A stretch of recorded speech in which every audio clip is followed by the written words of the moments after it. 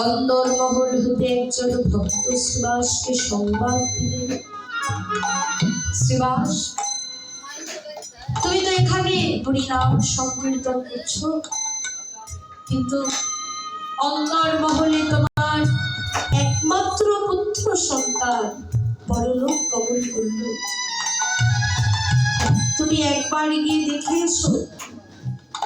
শ্রীবাস ছুটে গেলেন অন্দরমহলে, গিয়ে দর্শন করলেন তার একমাত্র পুত্র সন্তান পরলোক গমন করেছে, আর পুত্র শোকের যন্ত্রণায় শ্রীবাসের সহধর্মিণী কাঁদছে। শ্রীবাস তার সহধর্মিণীকে বললেন, কালিনী, তুমি তো পুত্র শোকের যন্ত্রণায় কাঁদছ, কিন্তু এদিকে যে মহাপ্রভু ভক্তগণকে নিয়ে আমার আঙিনায় কীর্তন করছে,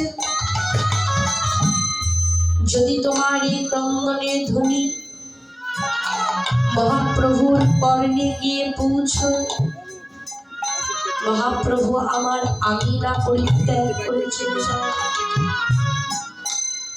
মহাপ্রভু যদি চলে যায়, আমার আঙিনা যদি পরিত্যাগ করে, তাহলে আমি তো সইতে পারবো না মালিনী, তাই তুমি আর কেঁদো না।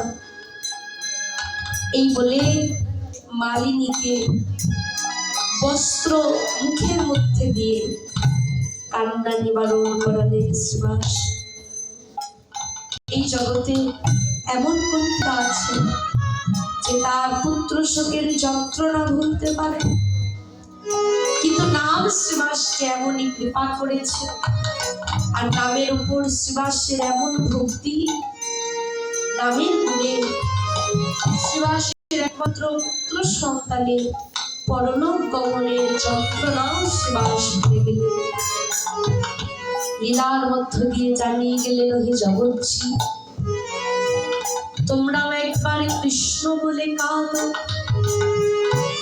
তোমাদের সমস্ত জ্বালা যন্ত্রণা দূরীভূত হয়ে যাবে। কিন্তু হে বৈষ্ণবগণ, এই নাম করবার জন্যই জগতে এলাম।